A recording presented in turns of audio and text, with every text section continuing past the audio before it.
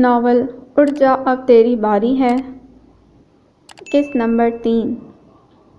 24 سال اس کے دل نے صرف ایک ہی کام کیا، بلڈ ہیلپ کرنے کا۔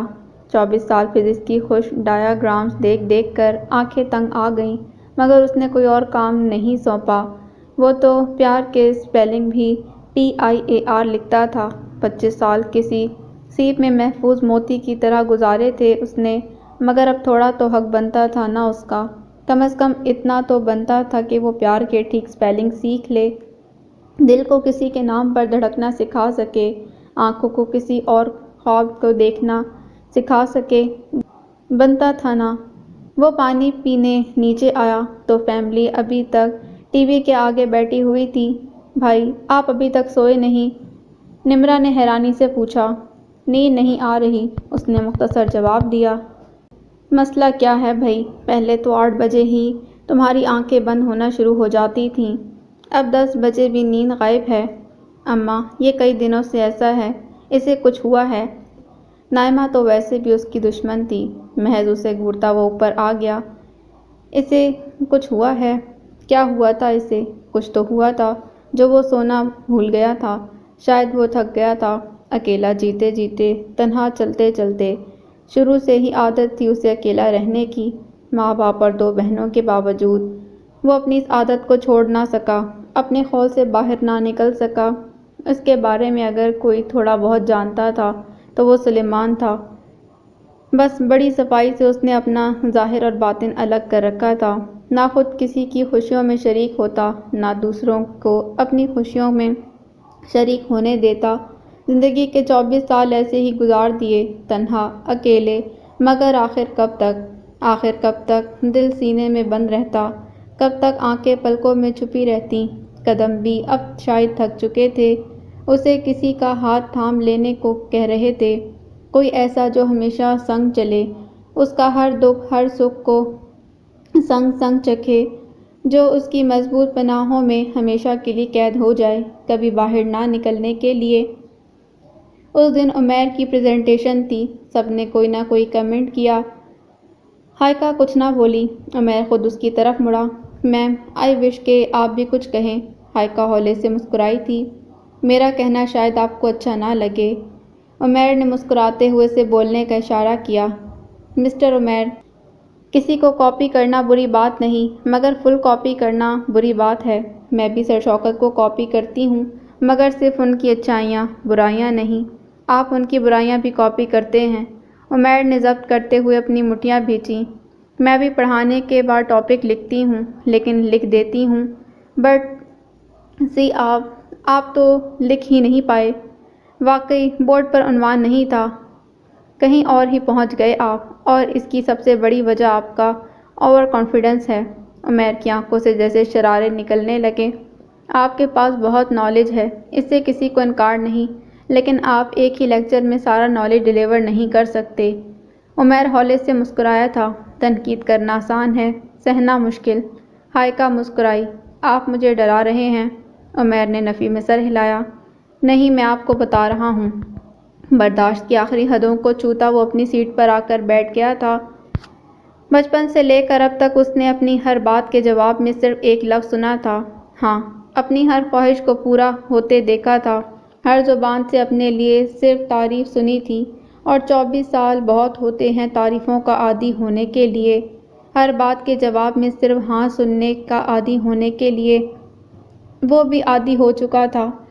تبھی تو جب پہلی بار حارث نے اس کی بات کے جواب میں نہ کہا تو وہ برداشت نہ کر سکا، اس کی کڑوی باتیں سہ نہ سکا، اس کے جوابی لفظ سن نہیں سکا، اور ہوا یہ کہ بجائے وہ اپنی اس عادت کو چھوڑنے کے حارث کے خلاف ہوتا چلا گیا، اسے کسی نہ کسی صورت اپنے سامنے جھکانے کے در پر ہو گیا۔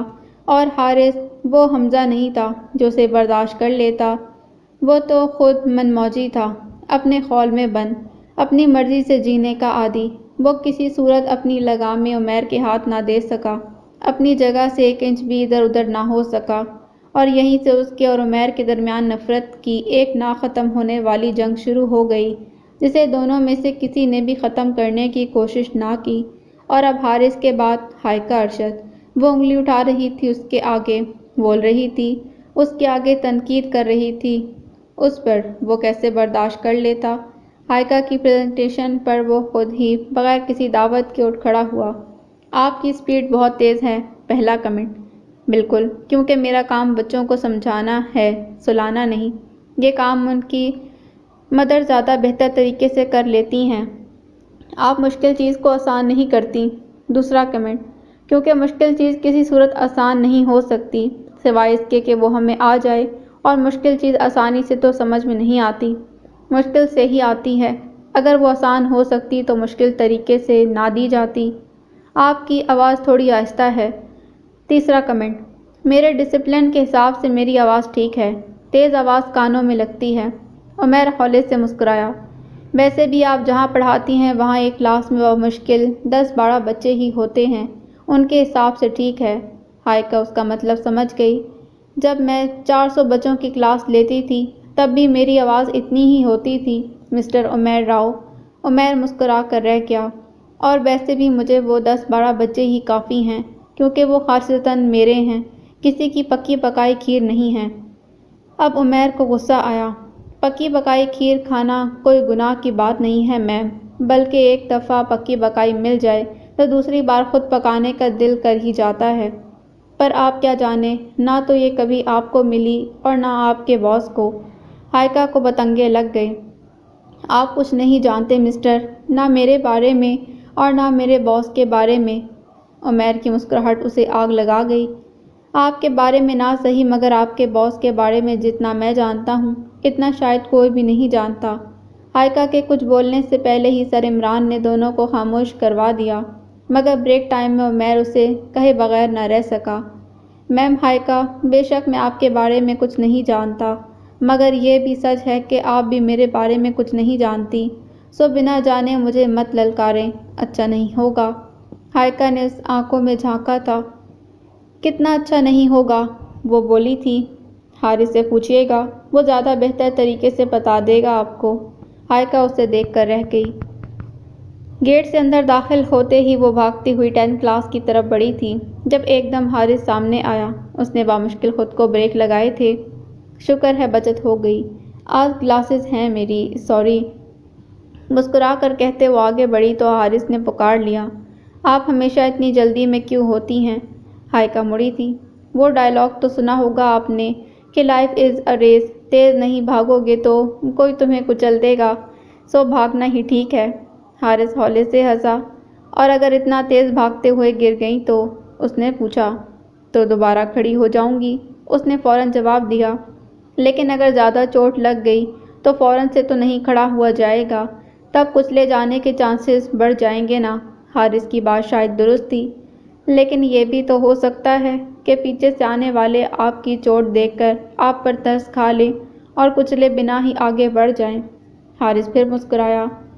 بڑی بھولی ہیں آپ، مر بھی رہے ہوں تو لوگ ترس نہیں کھاتے۔ ہائیکا جیسے ہار گئی۔ اچھا ٹھیک ہے، لوگ نہ سہی، آپ تو کھا لیں گے نا مجھ پر ترس کے نہیں؟ حارث جواباً کچھ نہ کہہ سکا۔ ہائے، آئی ایم عمیر راؤ۔ اس دن میری ٹریننگ کا فرسٹ ڈے تھا۔ جب اس نے آپ کے اپنا تعارف کروایا، جس شخص کے بارے میں آپ نے بہت کچھ سنا ہو، وہ ایک دم سے یوں آپ کے سامنے آ جائے تو حیرانی بھی ہوتی ہے، خوشی بھی ہوتی ہے، اور اگر وہ شخص عمیر راؤ ہو تو عجیب سی چبھن بھی ہوتی ہے۔ پہلی ملاقات میں کافی میچور لگا وہ مجھے، شام تک ذہن سے نہ اتر سکا۔ میں نے سوچا شاید پہلی بار ملی ہوں اسی لیے ایسا ہو رہا ہے، مگر دوسرا دن، تیسرا دن، وہ تو چھانے لگا دماغ پر، کتنی بھی کوشش کرتی پر وہ دور ہوتا ہی نہ تھا۔ اور اس دن مجھے پہلی بار اس پر غصہ آیا، جس دن اس نے میرا باپ بننے کی کوشش کی۔ میں لاکھ تحمل مزاج سہی مگر اس قدر تنقید کی عادی نہیں تھی، سو غصہ آ گیا۔ اس کی آنکھوں سے نکلتی چنگاریاں دیکھ کر مجھے اندازہ ہوا کہ شاید میں کچھ زیادہ بول گئی تھی۔ دل نے کہا کہ جا کے سوری کہوں، پھر دماغ نے اجازت نہ دی، اور جس دن میری پریزنٹیشن تھی اس دن تو حد ہو گئی، تنقید پر تنقید، کمنٹ پر کمنٹ۔ میں نے بھی سارے ادب آداب ایک طرف رکھ دیے، خوب بحث کی، اور تب اندازہ ہوا کہ مجھے اس سے بحث کرنا اچھا لگنے لگا تھا۔ مجھے نہیں پتا تھا کہ وہ حارث کے اس قدر خلاف کیوں تھا، مگر مجھے یہ پتہ نہ چلا کہ وہ میرے خلاف بھی ہونے لگا تھا، اور مجھے تو سمجھ ہی نہ آئی کہ ہوا کیا۔ پتہ نہیں کب وہ دروازہ دل پر دستک دینے لگا اور دل نے دروازہ کھول بھی دیا۔ مجھ سے پوچھے بغیر وہ اندر آ گیا، میرے دل پر قبضہ کر لیا۔ اسے دیکھنا اچھا لگنے لگا، اسے سننا اچھا لگنے لگا، اس سے باتیں کرنا اچھا لگنے لگا۔ غبار کی طرح میرے دل پر چھا گیا۔ میں کسی سے بھی کہہ نہ سکی۔ یہ ساری صورتحال بالکل نئی تھی میرے لیے۔ ٹریننگ کے لاسٹ دن تو جیسے خود پر قابو رکھنا دشوار ہو گیا۔ لاکھ میں نے آنکھوں پر پہرے بٹھانے کی کوشش کی مگر بے سود۔ ہال میں داخل ہوتے ہی آنکھیں پاگلوں کی طرح اسے کھوجنا شروع ہو گئیں۔ وہ اپنے گروپ کے ساتھ کھڑا تھا۔ گرے 3 پیس میں ملبوس قدم ضدی بچوں کی طرح اس کی طرف ہمکنے لگے۔ میں اس سے چند قدم دور تھی جب اس نے مجھے دیکھا۔ ہلکی سی ستائش ابھری تھی اس کی آنکھوں میں۔ آنکھیں پڑنا بھی آ گیا تھا مجھے۔ ہٹاتے ہٹاتے بھی نظریں اس پر سے نہ ہٹیں۔ آخر تنگ آ کر میں نے آنکھیں زور سے بند کیں اور کرسی پر گر گئی۔ دل میرے ساتھ ہی رویا تھا۔ مجھے اس دن کچھ اچھا نہ لگا۔ کسی سے بات کرنے کو دل نہ کیا۔ بس وہ، صرف وہ، میری آنکھیں جیسے میرے بس میں نہ رہیں۔ جب موقع ملتا اسے دیکھنے لگ جاتی۔ فنکشن ختم ہوتے میری بس ہو گئی۔ دکھ کی انتہاؤں پر پہنچتے ہوئے میں بیگ اٹھا کر بیرونی دروازے کی طرف آئی تھی۔ اس بار صرف ایک بار اور آنکھیں تڑپ تڑپ کر فریاد کرنے لگیں۔ میں جیسے ہی مڑی وہ ایک دم میرے سامنے آیا۔ آپ جا رہی ہیں؟ اس نے پوچھا۔ جی، میں بمشکل کہہ پائی۔ میم، آئی وش کہ آئندہ اگر ہماری ملاقات ہو تو اچھے موقع پر، اچھے الفاظ کے ساتھ ہو، ورنہ نہ ہو۔ اس نے بس اتنا ہی کہا۔ میں نے جیسے اسے آنکھوں میں قید کیا تھا۔ وہ واپس مڑ گیا۔ میں پلٹ گئی۔ خود پر رکھا سارا قابو ختم ہو گیا۔ برستی آنکھوں کے ساتھ میں بھاگتی باہر آئی۔ 24 دنوں میں کیا کچھ ہو گیا تھا۔ میری دنیا بدل گئی اور اسے پتہ بھی نہ تھا۔ عارش کا فرسٹ ایئر کا رزلٹ بہت شاندار آیا۔ مجھے بے حد خوشی تھی۔ صرف عارش کی وجہ سے وزڈم اکیڈمی کو پوزیشن ملی۔ پہلی دفعہ ان کا کوئی ٹاپر سامنے آیا تھا۔ حمزہ خود اس کا گفٹ لے کر گھر آیا مگر میں اس سے نہ ملی۔ میرا دل ویسے بھی ان دنوں عجیب دکھی دکھی سا تھا۔ فرسٹ ایئر کے بعد حارث نے زور لگایا کہ میں عارش کو دی اسٹار لے کر آؤں مگر عارش نہ مانا۔ وہ وہیں مطمئن تھا۔ چند دن بعد حمزہ کی والدہ پھر آئیں۔ وہ منگنی پر اصرار کر رہی تھیں۔ صرف منگنی کر لیتے ہیں، اس کے بعد چاہے جتنا مرضی وقت لے لیں۔ اماں نے سوچنے کے لیے وقت لیا اور شام کو مجھے اپنے سامنے بٹھا لیا۔ وہی لمبی سی تقریر، اچھے رشتوں کی کمی کا رونا، پھر اپنے حالات کا رونا، پھر حمزہ کی اچھائیاں۔ میں چپ چاپ سنتی رہی۔ کیا کہتی ہو پھر؟ آخر میں رسمی طور پر مجھ سے پوچھا۔ جیسے آپ بہتر سمجھیں، مگر جب تک عارش کا ایڈمیشن نہیں ہو جاتا تب تک میں نے شادی نہیں کروانی، کہہ کر میں اپنے کمرے میں آ گئی۔ دل بہت ہی رو رہا تھا۔ ایسے تھوڑی نہ ہونا چاہیے۔ جب کوئی ہماری قسمت میں لکھا ہی نہیں ہوتا تو لائف میں کیوں آتا ہے؟ اتنا اچھا کیوں لگتا ہے؟ سیدھا دل میں کیوں اترتا ہے؟ کیوں؟ میری آنکھوں سے گرم گرم آنسو نکلے تھے۔ ابھی تو اصلی والا پیار کرنا شروع بھی نہ کیا تھا۔ ابھی تو بس پہلی نظر کا پیار ہوا تھا، وہ جس کے بعد بار بار دیکھنے کو دل کرتا ہے، ہر لمحہ سننے کو دل کرتا ہے، وہ جو بےتاب کر رہا ہے۔ ابھی تو دل نے ٹھیک سے دھڑکنا بھی نہ سیکھا تھا۔ ابھی تو آنکھوں نے سپنے دیکھنے شروع بھی نہ کیے تھے کہ سب ختم بھی ہو گیا۔ ایسے ہوتا ہے کیا؟ ایسے تو نہیں ہونا چاہیے۔ اس رات شاید میں عمیر کے پیار میں آخری بار روئی اور اسے دل کے کسی مخفی کونے میں دفن کر دیا۔ مبارک ہو ہائیکا، آپ کی کلاس میں آج 2 بچوں کا اور اضافہ ہو گیا۔ وہ فرسٹ ایئر سے نکلی تو حارث سامنے سے آ رہا تھا۔ اسے دیکھ کر بول پڑا۔ پہلے تو کبھی مبارکباد نہیں دی آپ نے نئے بچوں کے آنے پر۔ یہ کوئی خاص بچے ہیں کیا؟ وہ حیران ہوئی تھی۔ یوں ہی سمجھ لیں، کیونکہ یہ رائل سے آئے ہیں۔ ہائیکا ایک لمحے کو چپ ہو گئی۔ آج پہلی دفعہ رائل کا کوئی بچہ یہاں آیا ہے۔ ہائیکا کو حارث کی آنکھوں میں خوشی کے علاوہ بہت کچھ نظر آیا۔ رائل سے کیا پرابلم ہے آپ کو؟ آج اس نے پوچھ ہی لیا۔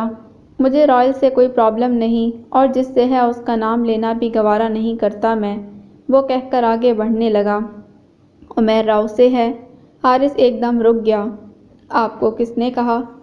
ہائیکا ہولے سے مسکرائی۔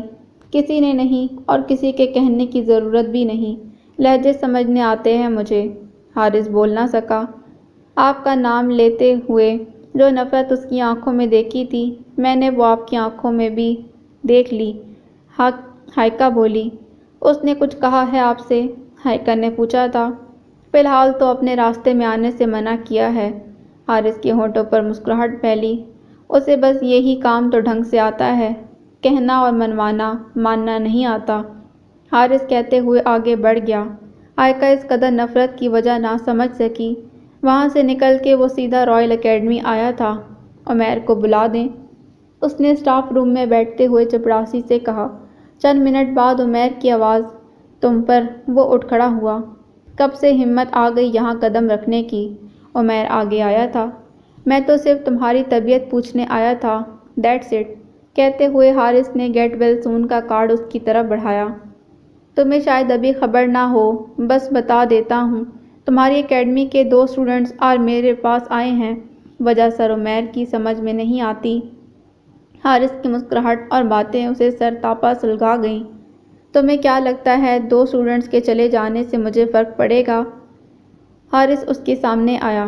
بالکل پڑے گا، کیونکہ جب ایک انگلی میں درد ہوتا ہے تو پورے جسم کو فرق پڑتا ہے۔ عمیر غصے کے مارے بول نہ سکا۔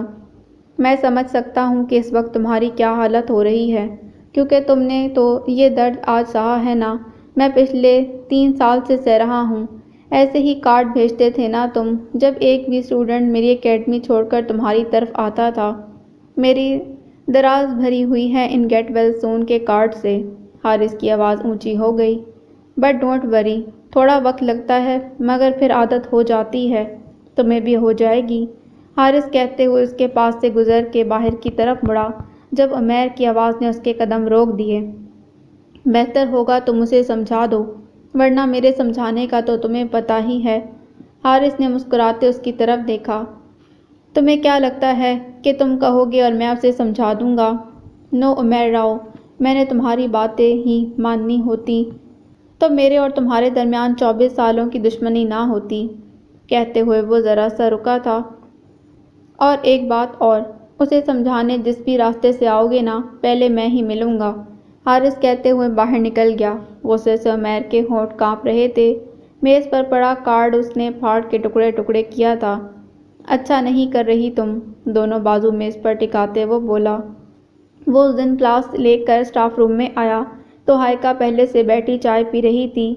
کیا پڑھاتے رہتے ہیں آپ اتنی دیر؟ مجھ سے تو بمشکل 20 منٹ ہی پڑھایا جاتا ہے، وہ اسے دیکھ کر بولی۔ بس جی، آپ تو پھر آپ ہیں نا، اب میں آپ جیسا تو نہیں بن سکتا۔ ہائیکا اس کی بات پر دل کھول کر ہنسی اور دوبارہ چائے کی سپ لینے لگی۔ حارث نے یوں ہی اس کی طرف دیکھا اور پھر کافی دیر تک نظریں نہ ہٹا سکا۔ کیا تھا اس میں؟ شاید کچھ بھی نہیں، یا شاید بہت کچھ، سب کچھ۔ بڑے حق سے اس کے دل میں اتری تھی وہ، اتراتے ہوئے، مسکراتے ہوئے، اور بس دیکھتا وہ رہ گیا۔ کئی سالوں سے اس کے سینے میں مقید دل کو ایک لمحے میں چرا لیا تھا اس نے، اور وہ بس حیرانی سے اسے تکتا رہ گیا۔ اب بھی ہائیکا نے اس کی طرف دیکھے بغیر اس سے کچھ پوچھا، مگر وہ اس قدر مگن تھا کہ سن نہ سکا۔ دوسری بار کہنے کے بعد ہائیکا نے اس کے آگے ہاتھ لہرایا تو ایک دم ہوش کی دنیا میں واپس آیا۔ میں نے کچھ پوچھا ہے آپ سے؟ ہائیکا تیز لہجے میں بولی تھی۔ جی، کیا؟ حارث کے یوں پوچھنے پر وہ اسے گھور کر رہ گئی۔ آپ کے ساتھ کوئی پرابلم ہے کیا ان دنوں؟ اس کے پوچھنے پر حارث گڑبڑا گیا۔ نہیں تو کیوں؟ ہائیکا آگے کو ہوئی اور بولی۔ بڑے عجیب سے ہو گئے ہیں آپ ان دنوں، کھوئے، ایسا لگتا ہے جیسے بات کرتے کرتے کہیں اور پہنچ جاتے ہیں، جیسے ابھی پہنچ گئے تھے۔ حارث بول نہ سکا۔ کوئی پرابلم ہے تو شیئر کر لیں، مجھ سے نہ صحیح سلیمان صاحب سے ہی کر لیں، وہ تو دوست ہیں آپ کے۔ اسے کہتے ہوئے وہ پوائنٹر اٹھا کر باہر نکل گئی۔ حارث نے کرسی کی پشت سے ٹیک لگائی اور لمبا سانس لیا۔ تو معاملہ یہاں تک پہنچ گیا حارث جاوید، اس نے جیسے خود سے کہا۔ اب تو ملکہ دل بھی حال دل جاننے لگی ہے۔ کنٹرول حارث، کنٹرول، لیکن خود کو تو شاید وہ کنٹرول کر ہی لیتا، مگر دل اور آنکھوں کو کیسے کنٹرول کرتا، جو اسے دیکھتے ہی پاگل ہو جاتے تھے۔ اس کی یہ حالت سلیمان سے چھپی نہ رہ سکی۔ اور ایک دن اس نے حارث کو گھیر ہی لیا۔ جو کرنا ہے نا کھل کر کر لے، یوں چھپ چھپ کر کرنا زیادہ برا لگتا ہے تو۔ حارث جھیپ گیا۔ میں نے کیا کیا؟ بولا تو آواز دھیمی تھی۔ نہیں کیا تو کرے گا، تو نے کون سا رک جانا ہے؟ سلیمان ہنسا۔ حارث بھی مسکرا دیا۔ یہی ہے نا؟ سلیمان نے برآمدے میں ٹیسٹ لیتی ہائیکا کی طرف اشارہ کیا۔ ٹھیک ہے نا؟ حارث نے جواباً پوچھا۔ یہ تو ٹھیک ہے، پر تو خود کو بھی ٹھیک رکھ، جہاں دیکھتا ہے آنکھیں پھاڑ کے کھڑا ہو جاتا ہے۔ بیٹے ایسے ہی رہا نا تو چند دن لحاظ کرنے کے بعد تجھے خود ٹھیک کر دے گی۔ حارث نے ہنستے ہوئے کرسی کے فٹ سے ٹیک لگائی تھی۔ کیا کروں یار، اب عادت تھوڑی نہ ہے روز روز پیار کرنے کی، جو پتہ ہو کہ کیسے کرتے ہیں۔ پہلی بار ہے تو ہوتے ہوتے ہی آئے گا۔ سلیمان آگے کو ہوا۔ پہلی بار تو علیزہ سے کیا ہوا تھا؟ حارث چند لمحے بول نہ سکا، پھر ایک لمبا سانس بھر کر سلیمان کی طرف مڑا۔ سلیمان، اس رات بالکل ٹھیک کہا تھا اس نے۔ میں اس کے پیار میں عمیر سے نہیں لڑا تھا، اپنی نفرت میں لڑا تھا۔ صرف عمیر کو سبق سکھانے کے لیے میں اس کے قریب گیا تھا۔ مجھے اگر اس سے پیار ہوتا تو آج وہ میرے دل میں زندہ ہوتی۔ وہ کہتے ہوئے ذرا سا رکا۔ اب کہاں جا رہا ہے؟ سلیمان بولا۔ وہ گھورنا شروع ہو گئی ہے، چند لمحے اور یہاں رکا تو کچھ سنا دے گی۔ حارث ہنستے ہوئے باہر نکل گیا۔ اس دن رائل اکیڈمی میں پوزیشن ہولڈرز کے لیے فنکشن تھا۔ حارث نے تو جانا ہی نہ تھا، سو سلیمان اکیلا ہی گیا۔ حمزہ بھی آیا ہوا تھا۔ عمیر کچھ نہ کہتے کہتے بھی سلیمان سے کہہ گیا، اور سناؤ تمہاری وہ فزکس جیٹ کیسی ہے؟ بہت کچھ تھا اس کے لہجے میں، جو سلیمان جیسا بندہ بھی محسوس کر گیا۔ تمہاری دعاؤں سے ٹھیک ٹھاک ہے، عمیر مسکرایا تھا۔ ایک مشورہ دوں؟ سلیمان نے اس سے کہا۔ عمیر نے اس بات میں سر ہلایا۔ شادی کر لو، شاید تمہاری باتوں میں ذرا نرمی آ جائے۔ عمیر نے ہولے سے مسکرا کر اسے دیکھا۔ یہ مشورہ تم اپنے دوست کو بھی دینا، اس کی باتیں بھی کوئی ریشم کے دھاگے جیسی نہیں ہوتی۔ عمیر کا لہجہ نرم نہ ہو سکا۔ اس کی شادی کا کارڈ تو بہت جلد مل جائے گا تمہیں، موصوف آج کل پیار کے مزے لے رہے ہیں۔ حارث کا ذکر ہی عمیر کو تلخ کر دیتا تھا۔ ظاہر ہے علیزہ سے پیار اس نے تھوڑی کیا تھا، میں نے کیا تھا۔ میرا پیار برباد کرنے کے بعد اب اس نے مزے ہی اڑانے ہیں، اور آتا ہی کیا ہے اسے سوائے گھٹیا پن کے۔ عمیر کی آنکھیں چنگاریاں برسا رہی تھیں۔ ویسے کس کی قسمت پھوڑ رہا ہے؟ سلیمان اس کے لہجے پر ہنس دیا۔ اپنی فزکس جیٹ کی۔ سلیمان کی بات پر وہ کافی دیر بول نہ سکا۔ انتہائی برا لگا تھا اسے یہ خبر سن کر۔ کیا حال ہے سلیمان؟ حمزہ آیا تو سلیمان اس کی طرف متوجہ ہو گیا۔ عمیر کا دل یکدم ہر چیز سے اچاٹ ہو گیا۔ دھیرے سے اس کے لبوں سے سرگوشی نکلی۔ حارث جاوید، اس کا بدترین دشمن، اس کے لیے نفرت کا دوسرا نام، اس کے پیار کا غاصب۔ وہ حارث کے لیے اپنی پوری زندگی نہ تو اچھا سوچ سکتا تھا، نہ کر سکتا تھا، اور نہ ہی اس کے حق میں اچھا ہوتے دیکھ سکتا تھا۔ علیزہ کے جانے کے بعد تو وہ اسے زہر کی طرح برا لگنے لگا، اور دوسری طرف ہائیکا۔ اس کے لبوں سے دوسری سرگوشی نکلی۔ ہائیکا ارشد، وہ پہلے دن سے اسے تکلیف دے رہی تھی، اس کی راہ کی رکاوٹ بن رہی تھی، اس کی بادشاہت میں آہستہ آہستہ داخل ہو رہی تھی، اس سے اس کی شہرت چھین رہی تھی۔ اگر یہ دونوں ایک ہو گئے تو؟ اس کے ذہن نے سوال اٹھایا۔ تو جو ہوگا اچھا نہیں ہوگا۔ ابھی تو صرف 2 اسٹوڈنٹ حارث کی طرف گئے ہیں، پھر مزید جانا شروع ہو جائیں گے۔ ابھی تو صرف ایک کارڈ آیا تھا، گیٹ ویل سون کا، پھر رفتہ رفتہ اس کی دراز بھی بھر جائے گی، آہستہ آہستہ سب کچھ چھین لے گی وہ۔ آنے والا وقت اسے خوب ڈرا رہا تھا۔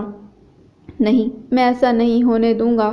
عمیر کے ہونٹ ہولے ہولے کانپ رہے تھے۔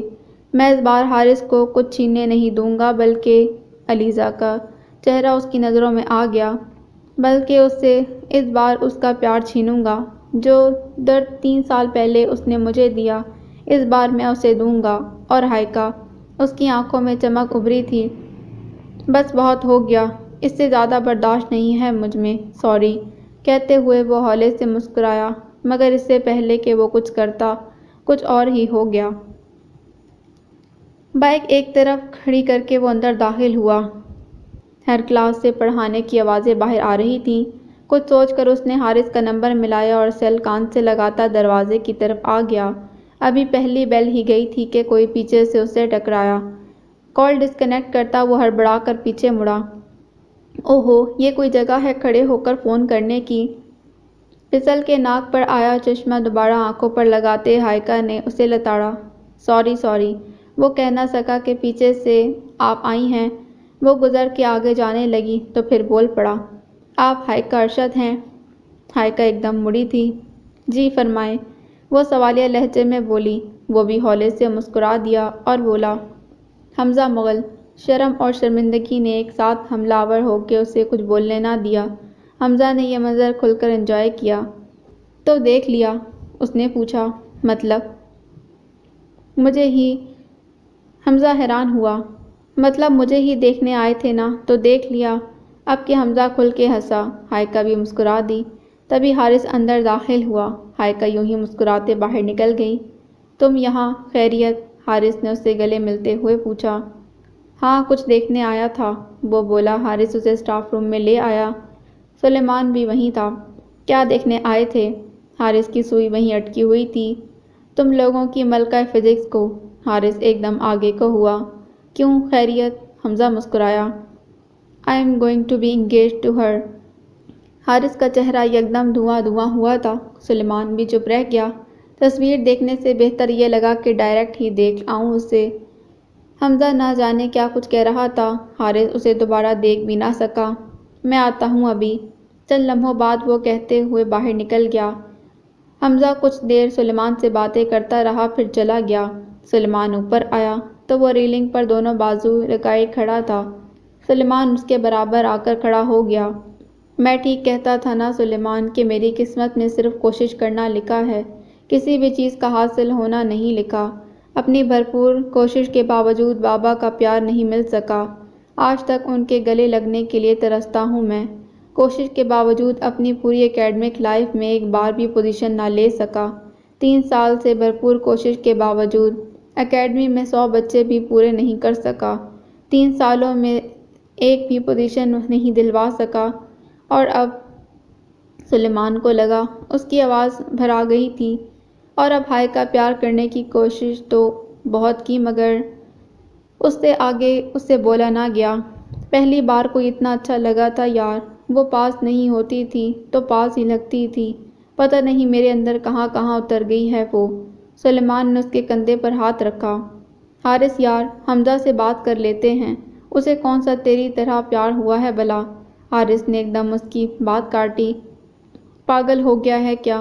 آنکھیں دیکھی تھی اس کی جب بتا رہا تھا، ستاروں کی طرح چمک رہی تھی، رنگ برنگ ہوا پڑا تھا اس کا چہرہ۔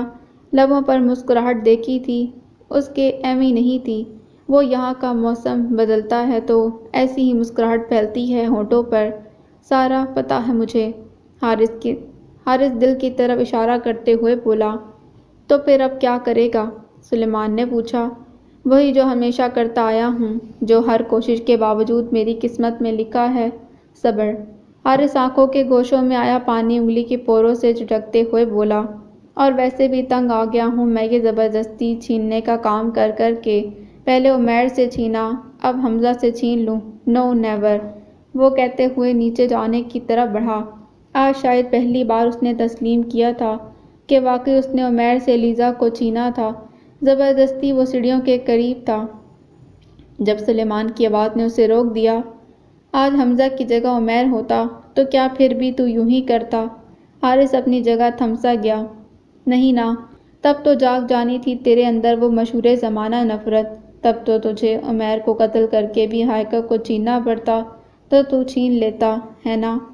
حارث نے اس کی طرف دیکھا۔ ہاں مگر آج حمزہ کی جگہ عمیر نہیں ہے، کہتے ہوئے وہ سیڑھیاں اتر گیا۔ 1 ہفتے بعد دونوں کی منگنی ہو گئی۔ حارث ٹھیک طرح سے ماتم بھی نہ کر سکا۔ سلیمان اسے بامشکل کھینچ کھانچ کے تقریب میں لے کر آیا تھا۔ حمزہ کی آنکھوں سے جھلکتی وارفتگیاں اور ہائیکا کے لبوں سے پھیلتی شرمیلی مسکراہٹ۔ وہ 100 بار مر رہا تھا اور 100 بار جی رہا تھا۔ بہت مبارک ہو۔ اپنے اندر کے ہر طوفان کو ایک سادہ سی مسکراہٹ میں چھپا کے اس نے حمزہ کو گلے لگایا تھا۔ آپ کو بھی، ہائیکا کو کہتے ہوئے اس کا دل ٹکڑے ٹکڑے ہو گیا۔ مگر یہ بھی تو اس کا فن تھا، اندر چاہے آگ لگی ہوتی، باہر سے پانی کی طرح پرسکون نظر آتا تھا، سوائے عمیر کے۔ اب بھی اس نے اپنے دل میں موزن بے تحاشا چاہت کو آنکھوں سے جھلکنے ہی نہ دیا، پلکوں کے پیچھے ہی کہیں مقید کر لیا، پتھر کی طرح سخت ہو گیا، اتنا کہ رات کا اندھیرا اور ہائیکا کی بے پناہ یادیں بھی نہ پگھلا سکیں۔ سرد رات کے کاندھے پر سر رکھ کر ایک آنسو بھی نہ بہایا اس نے، سب کچھ اندر ہی بند کر لیا۔ عمیر ان دنوں لاہور گیا ہوا تھا، واپس آیا تو فرسٹ ایئر کے اسٹوڈنٹ سے پہلی خبر یہی ملی، سر آپ کو پتہ ہے سر حمزہ کی منگنی ہو گئی ہے۔ عمیر کے لیے خبر نئی تھی۔ اچھا، واؤ، اسے خوشی ہوئی۔ سر گیس کریں کہ کس سے ہوئی؟ اسٹوڈنٹ سارے ایک جیسے ہی ہوتے ہیں۔ کس سے ہوئی ہے بھائی؟ عمیر مسکرایا تھا۔ میم ہائیکا سے۔ عمیر کا ایک دم سے منہ کھل گیا، چند لمحے بول نہ سکا، پھر ہولے سے ہنسا اور ہنستا ہی چلا گیا۔ کاش میں تمہارا چہرہ دیکھ سکتا حارث جاوید، کاش۔ اس کی ہنسی ہی بند نہ ہو رہی تھی۔ آخر کار دل کے ہاتھوں مجبور ہو کر وہ اس دن حارث سے ملنے آ ہی گیا۔ سلیمان اسے دیکھتے ہی سمجھ گیا کہ وہ کیوں آیا ہے۔ عمیر، خدا کا نام ہے یار، پہلے ہی وہ بہت ٹوٹا ہوا ہے، اس کے زخموں پر مزید نمک نہ چھڑک پلیز۔ عمیر اس کی بات سن کر مسکرا دیا۔ سوری یار، مجھے موقع گنوانا نہیں آتا، کہتے ہوئے وہ اسٹاف روم کی طرف بڑھ گیا۔ حارث وہیں تھا، اسے دیکھ کر رہ گیا۔ میں نے سوچا اس بار صرف کارڈ سے کام نہیں چلے گا، سو خود ہی آ گیا۔ کیسی طبیعت ہے اب؟ عمیر کی مسکراہٹ نہیں تھی، نشتر تھے جو حارث کے آر پار ہو گئے۔ تمہیں لگتا ہے میں تمہیں اپنی طبیعت بتاؤں گا؟ حارث سرد لہجے میں بولا۔ نہ بتاؤ، وہ تو تمہیں دیکھ کر ہی پتہ چل گئی۔ حارث بول نہ سکا۔ ویسے تقدیر نے پہلی بار میرا یوں ساتھ دیا ہے، ابھی تو میں نے کچھ سوچا ہی نہیں تھا، سوچنے سے پہلے ہی حمزہ نے کر دیا۔ واقعی دوست تو حمزہ جیسا۔ حارث ایک دم آگے کو آیا۔ صرف دل ٹوٹا ہے، مر نہیں گیا ہوں جو اتنا خوش ہو رہے ہو۔ عمیر چپ رہا۔ اور اگر میں مر بھی گیا نا تو بھی تم خوشیاں نہیں منا سکو گے، کیونکہ تمہیں مار کر ہی مروں گا۔ عمیر کھڑا ہو گیا۔ ٹھیک ہے پھر مار کے دکھاؤ، مسکرا کر کہتے وہ باہر نکل گیا۔ حارث ٹیبل پر ہاتھ مار کر رہ گیا۔ آخر عمیر کو دل کے کسی گمنام گوشے میں دفن کر کے میں نے حمزہ سے منگنی کر لی۔ شادی عارش کے میڈیکل میں ایڈمیشن کے بعد ہونا تھی، مگر حمزہ منگنی کے بعد ایک ماہ بھی صبر نہ کر سکا۔ ایک ریکویسٹ کروں تم سے، مانو گی؟ اس رات فون پر بولیں، ماننے والی ہوئی تو مانوں گی۔ میں نے جواب دیا، شادی کر لو پلیز۔ میں اس بات پر ایک دم خاموش ہوئی۔ پلیز یار، تھوڑا سا ترس کھا لو۔ حمزہ کا لہجہ ہی فقیروں جیسا ہو گیا۔ جب تک تم نہیں تھی تو نہیں تھی، بٹ اب نہیں رہا جاتا اکیلے مجھ سے۔ تم جو چاہے کرنا، جیسے چاہے کرنا، اگر مگر نہیں کروں گا تمہارے کسی معاملے پر، لیکن میری یہ آزمائش ختم کر دو پلیز، کہ تم میری ہو مگر پھر بھی میری نہیں ہو۔ مجھے اس کی تقریر پر ہنسی آ گئی۔ جتنا مرضی ہنس لو مگر مان جاؤ پلیز۔ اور حمزہ کے تقاضے دن بدن بڑھتے گئے۔ اس کی والدہ کے آئے روز چکر لگنا شروع ہو گئے۔ عارش کا FSC کا رزلٹ آنے میں ابھی 4 ماہ تھے، اور پھر ایڈمیشن ہوتے ہوتے 3 ماہ اور لگ جاتے۔ حمزہ تو اب بھی ایک پل کے لیے بھی اکیلا رہنے کو تیار نہیں تھا۔ آخر کار اس کی محنت رنگ لے آئی۔ اگست میں شادی فکس ہو گئی۔ حمزہ کے بقول یہ بھی اس پر ظلم ہی تھا۔ تیاریاں ہوتے ہوتے پتہ بھی نہ چلا کہ اگست آ گیا۔ نکاح سے ایک ہفتہ پہلے میٹرک کا رزلٹ آیا۔ میں اماں کے ساتھ مارکیٹ گئی ہوئی تھی جب حارث کا فون آیا، جلدی اکیڈمی آئیں جلدی۔ میں ہیلو ہیلو کرتی رہ گئی، مگر اس نے کال کاٹ دی۔ 10 منٹ میں اکیڈمی پہنچی تھی۔ حارث نے مٹھائی کی پلیٹ میرے آگے کی۔ کیا ہوا ہے؟ میں اب تک حیران تھی۔ اس بار میٹرک کا ٹاپر ہماری اکیڈمی کا ہے۔ میں حیران رہ گئی۔ حارث کی خوشی اس کی آنکھوں سے جھلک رہی تھی۔ ہائیکا جب سے اکیڈمی ٹوٹی تھی تب سے لے کر آج تک اس کی کوئی ایک پوزیشن نہیں آئی۔ 5 سال بعد آج پہلی بار یہاں سے کسی نے ٹاپ کیا ہے۔ آج مجھے میری کوششوں کا صلہ ملا ہے، اور اس میں بہت بڑا حصہ آپ کا ہے۔ ہائیکا کو بے حد خوشی ہوئی۔ ٹاپ اس بچے نے کیا تھا جو رائل سے یہاں آیا تھا، اور رزلٹ کے صرف 2 دن بعد رائل سے 16 بچے ہماری اکیڈمی میں آ گئے۔ سر جی، آپ کے لیے ایک ڈبہ آیا ہے۔ میں نے اسٹاف روم میں رکھوا دیا ہے۔ چپڑاسی نے اسے کلاس سے نکلتے دیکھ کر اطلاع دی۔ وہ سیدھا اسٹاف روم آیا۔ ڈبہ بند تھا۔ اس نے کھولا اور گیٹ ویل سون کے 16 کارڈز اور ساتھ مٹھائی کا ڈبہ جس میں اینٹی ڈپریشن گولیاں بھی تھیں وہ کھول گیا۔ تبھی اسے حارث کی کال آئی۔ غصے کی آخری حدوں کو چھوتے ہوئے اس نے کال اٹینڈ کی۔ تم سوچ رہے ہوگے کہ میں خود کیوں نہیں آیا، ہے نا؟ تو کچھ ایسا ہے عمیر راؤ کہ انسان پر اتنا بوجھ ڈالنا چاہیے جتنا وہ برداشت کر سکے۔ تمہاری اوقات بھی بس اتنے کی ہے جتنا میں نے ڈالا ہے، اس سے زیادہ پر تمہیں ویسے ہی کچھ ہو جانا تھا۔ حارث کی آواز اسے آگ لگا گئی۔ غصہ اتنا شدید تھا کہ اس سے بولا ہی نہ گیا۔ مجھے پتا ہے مٹھائی تو تم کھاؤ گے نہیں، مگر یہ ٹیبلٹ ضرور کھا لینا جانی، کیونکہ یہ تو بس شروعات ہے۔ ابھی تو تمہیں بہت کچھ سہنا ہے، برداشت کرنا ہے۔ سو حارث ہنستے ہوئے کال ڈسکنیکٹ کرنے لگا تھا، مگر پھر فوراً بولا، اور سنو، وہ بے شک میرے دل سے چلی گئی ہے، مگر میری اکیڈمی سے نہیں گئی، اور تم جانتے ہو کہ وہ میرے دل میں رہے یا نہ رہے اس سے تمہیں فرق نہیں پڑتا، لیکن اس کے میری اکیڈمی میں رہنے سے تمہیں فرق پڑتا ہے، اور میرے لیے یہی کافی ہے۔ حارث کی ہنسی اسے تپائی جا رہی تھی۔ جیت کوئی چیز نہیں ہوتی عمیر، چانس ہوتی ہے، کبھی تمہارے پاس کبھی میرے پاس۔ حارث نے کال ڈسکنیکٹ کی تھی۔ عمیر کا پورا وجود کانپ گیا۔ ہاتھ میں پکڑا موبائل اس نے پوری قوت سے سامنے دیوار پر دے مارا، پھر ہاتھ مار کے میز پر سے ڈبہ اور کارڈز ادھر ادھر گرائے۔ خود دونوں ہاتھ میز پر ٹکا کے جھکا، آنکھوں سے شرارے نکل رہے تھے۔ میز پر رکھے اس کے دونوں ہاتھوں کی انگلیاں ہولے ہولے کانپ رہی تھیں۔ بس بہت ہو گیا، اس نے خود سے کہا۔ اس کا خدشہ بالکل درست تھا۔ کل صرف 2 اسٹوڈنٹس اس کی اکیڈمی چھوڑ کر گئے تھے، آج 16 چلے گئے، اور آنے والے کل میں شاید پوری اکیڈمی ہی خالی ہو جاتی۔ آج ان کی ایک پوزیشن آئی تھی، کل شاید ایک سے زیادہ آ جاتی۔ نہیں حارث، اب بہت ہو گیا۔ ٹھیک کہا تم نے کہ انسان پر اس کی ہمت سے زیادہ بوجھ نہیں ڈالنا چاہیے، اور میں واقعی میری اوقات تو اس کو سہنے کی بھی نہیں ہے۔ اس نے زور سے میز پر ہاتھ مارا۔ اور اب میں سہوں گا بھی نہیں، مجھے کوئی ضرورت نہیں درد سہنے کی جو تم 3 سال سے سہ رہے ہو۔ مجھے تمہاری طرح اپنی درازیں ان کارڈ سے نہیں بھرنی۔ پہلے بھی جب تم اپنی اوقات سے باہر ہوتے تھے تو میں ہی تمہیں واپس لاتا تھا، اب بھی میں ہی لاؤں گا۔ اس کے ہونٹ ہولے سے کانپنے لگے تھے۔ رہ گئی ہائیکا تو بہت اڑ لیا اس نے، بہت منمانیاں کر لیں، بہت جشن منا لیا اپنے عروج کا۔ اب میں اس کا زوال بنوں گا، نہیں چھوڑوں گا تمہیں ہائیکا ارشد۔ آج اسے پہلی بار ہائیکا سے حارث جیسی نفرت محسوس ہوئی تھی۔ بہت اچھا ہوا جو تم حمزہ کی ہو گئیں، کیونکہ حارث سے شاید مجھے زیادہ لڑنا پڑتا۔ وہ ایک دم کرسی پر بیٹھا تھا۔ تم نے غلط کہا حارث، جیت موقع نہیں ہوتی، چیز ہوتی ہے جو ہمیشہ سے میری تھی اور مرتے دم تک میری ہی رہے گی۔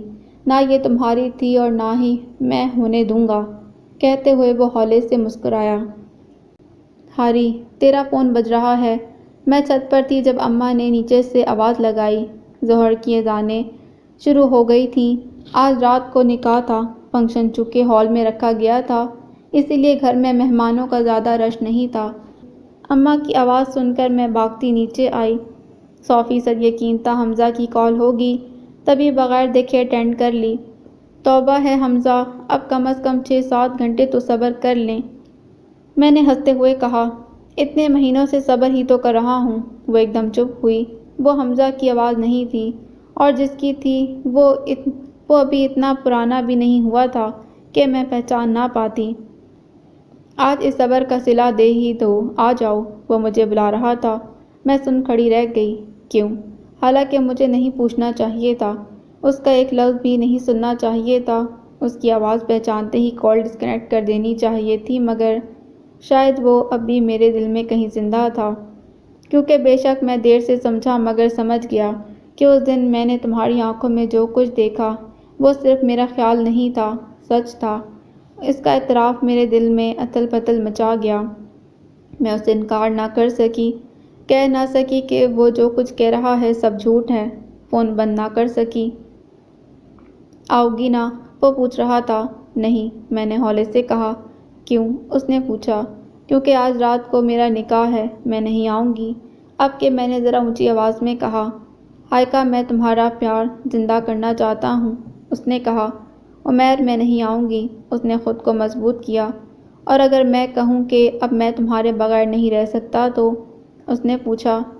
تو بھی نہیں آؤں گی، میں نے مضبوط لہجے میں کہا۔ اور اگر میں کہوں کہ تم نہ آئی تو شام کو میں آ جاؤں گا عارش کا جنازہ پڑھنے۔ مجھے اس کی بات کا یقین نہ آیا۔ عارش؟ کہاں ہے عارش؟ میں ایک دم پریشان ہوئی۔ میرے پاس، وہ ہنستے ہوئے بولا۔ مجھے اب بھی یقین نہ تھا۔ تم جھوٹ بول رہے ہو، عارش ابھی تو یہی تھا۔ اماں عارش کہاں ہے؟ میں فون کان سے لگائے اماں کو آوازیں دیتی باہر آئی تھی۔ عارش کہاں ہے؟ اماں کچن میں تھی۔ ابھی باہر گیا ہے، کسی کے ساتھ۔ کیوں، کیا ہو گیا؟ اماں نہ جانے کیا کچھ پوچھ رہی تھی۔ میں فون کان سے لگائے سن کھڑی رہ گئی۔ عمیر مسلسل ہنس رہا تھا۔ اب آیا یقین، اگر نہیں آیا تو لو یہ سن لو۔ عارش کی درد بھری چیخیں مجھے دہلا گئیں۔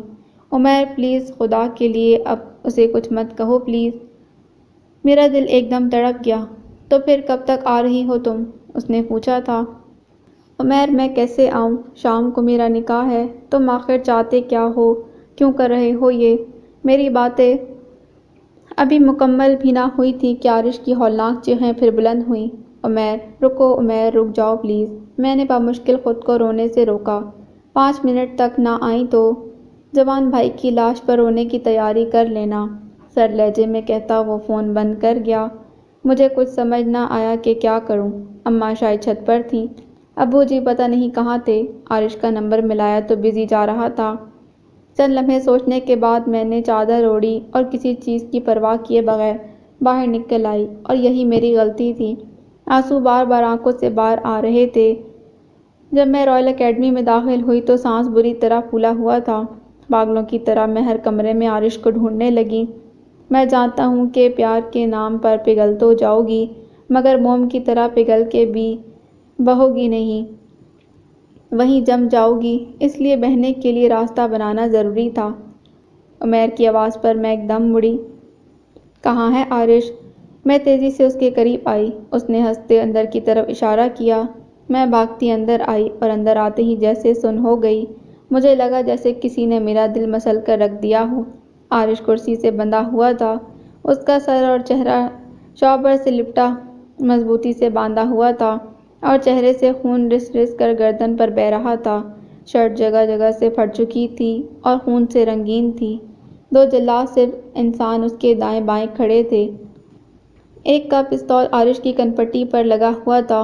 اس کی سانسیں بالکل بند تھیں، وہ شاید بے ہوش تھا۔ میں روتے ہوئے اس کی طرف بڑھی مگر عمیر نے مجھے بازو سے پکڑ کر پیچھے کھینچ لیا۔ عمیر، تمہیں جو چاہیے لے لو، جو چاہتے ہو مجھ سے کہو، مگر اسے چھوڑ دو پلیز، اسے کچھ مت کہو۔ میں بلک بلک کر روئی تھی۔ عارش کی گردن سے بہتا خون دیکھا نہ جا رہا تھا۔ وہ تو آدھا حصہ تھا میرا، آدھا وجود۔ اسے یوں خونم خون کیسے دیکھ سکتی تھی؟ مجھے کچھ نہیں چاہیے تم سے، بس وہ چھوٹا سا سچ جو اس دن تمہاری آنکھوں میں دیکھا تھا، آج زبان سے بول دو۔ عمیر نے مجھے اپنے سامنے کھڑا کرتے ہوئے کہا۔ زیادہ کچھ نہیں، بس بھیگی آنکھوں کے ساتھ میرے پاس آ کر ایک بار آئی لو یو بول دو۔ اپنی باہوں کا ہار ایک بار میرے گلے میں ڈال کر کہہ دو کہ تم میرے بغیر نہیں رہ سکتی۔ وہ مجھ میں میری زندگی مانگ لیتا، میری سانسیں مانگ لیتا، خدا، میں ایک لمحہ ضائع کیے بغیر اسے دے دیتی۔ مگر وہ مجھ سے میرا غرور مانگ رہا تھا، عزت مانگ رہا تھا، حمزہ کا حق مانگ رہا تھا، میں کیسے دے دیتی؟ کیوں کر رہے ہو وہ سب؟ میں نے بے بسی سے پوچھا۔ کیونکہ تم نے مجھے مجبور کر دیا ہے یہ سب کچھ کرنے پر۔ سمجھایا تھا نا کہ میرے کے پاس آ جاؤ، میرے راستے میں مت آؤ، پر تم نہیں سمجھی۔ اپنے لیے یہ گڑھے خود کھودے ہیں تم نے، اب گرو گی بھی خود ہی۔ عارش کو شاید ہوش آیا تھا، مگر اس کے پیچھے کھڑے جلاد نے اس کے سر پر پستول ماری۔ عارش کی چیخ مجھے تڑپا گئی۔ آئی لو یو سو مچ، میں 4 بار کہتے ہوئے اس کے قریب آئی۔ عمیر ہولے سے ہنسا۔ ایک نظر عارش کو دیکھتے میں نے ہولے سے دونوں ہاتھ اس کے کندھے پر رکھے۔ میرا پورا وجود کانپ رہا تھا، آنسو بہتے چلے جا رہے تھے۔ ایک بار پھر عارش کی چیخیں بلند ہوئیں۔ میں نے ایک دم دونوں بازو اس کے گلے میں ڈال دیے۔ مجھے ٹوٹ کر رونا آیا تھا۔ عمیر نے ہولے سے میرا چہرہ اونچا کیا۔ وہ مسکراتی نظروں سے مسلسل مجھے دیکھ رہا تھا۔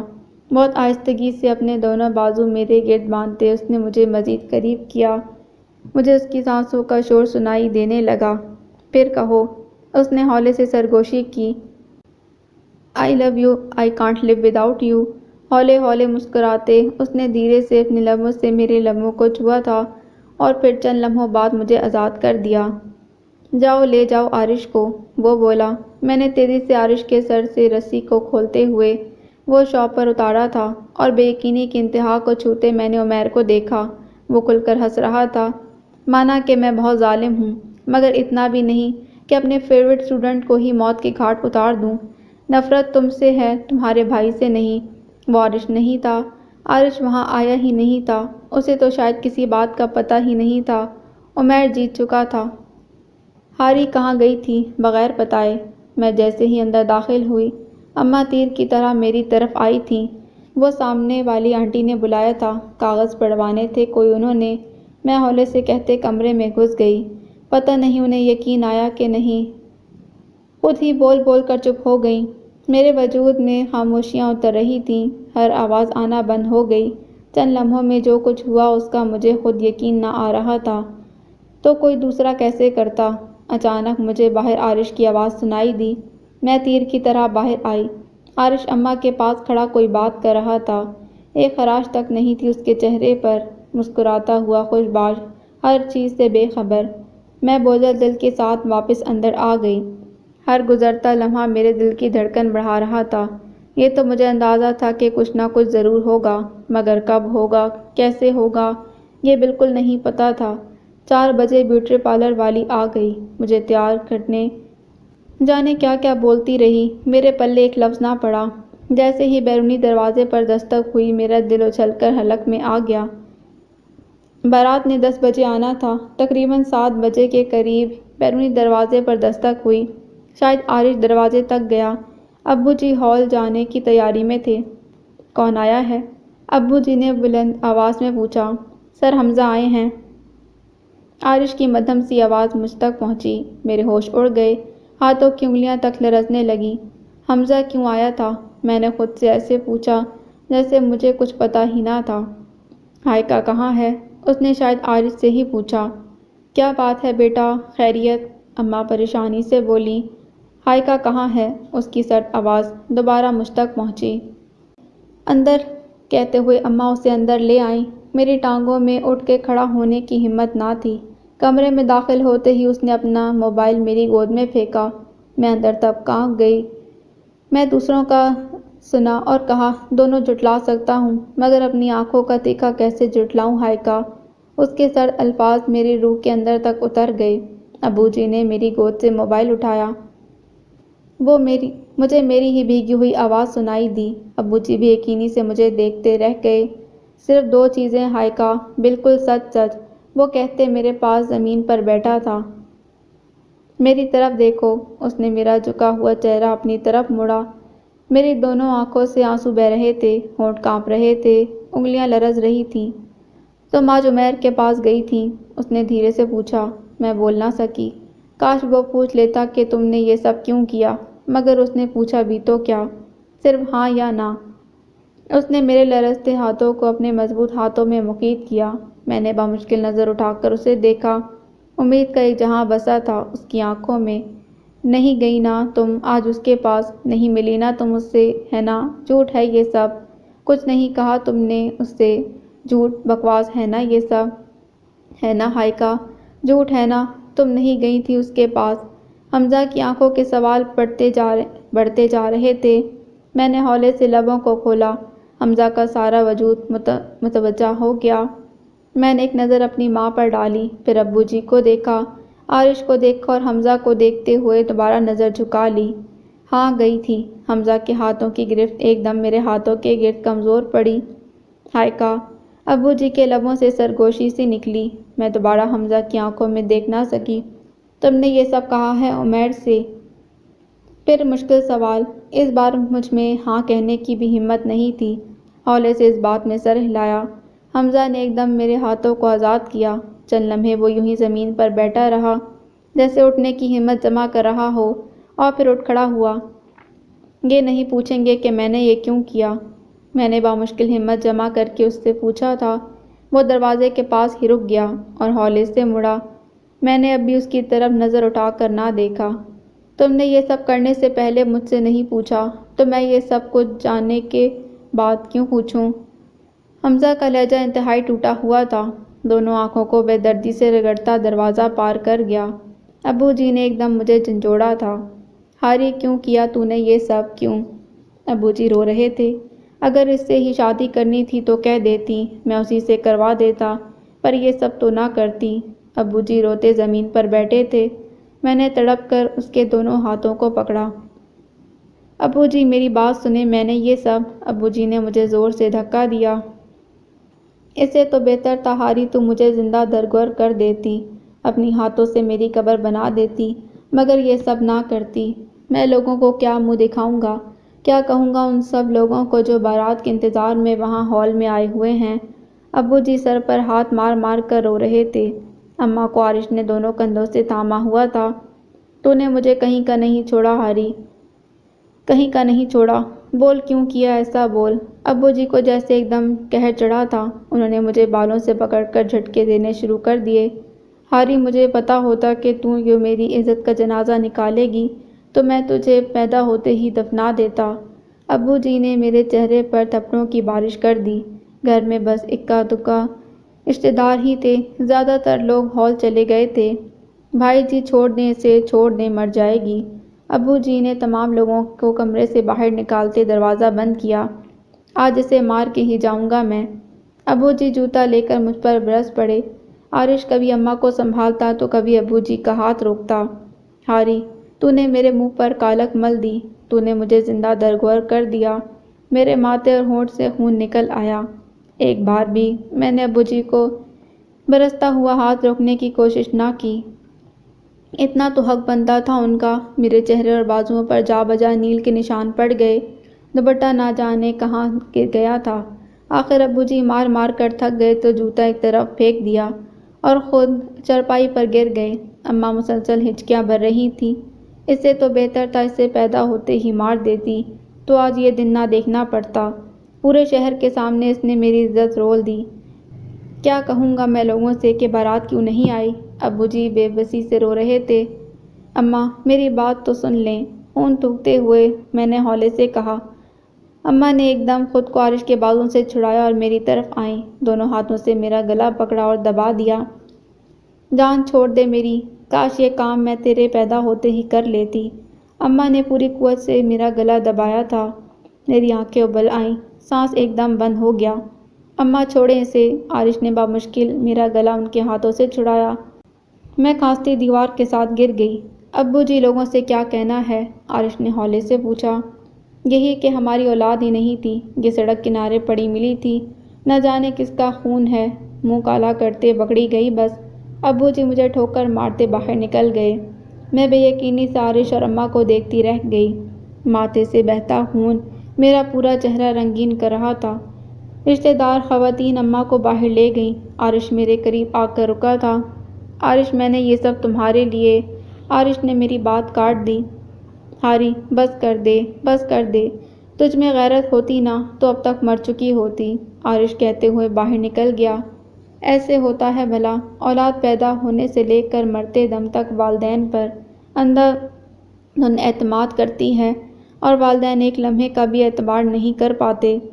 میں اپنے ابو جی کا خون تھی، ان کا مان تھی، ان کا بھروسہ تھی۔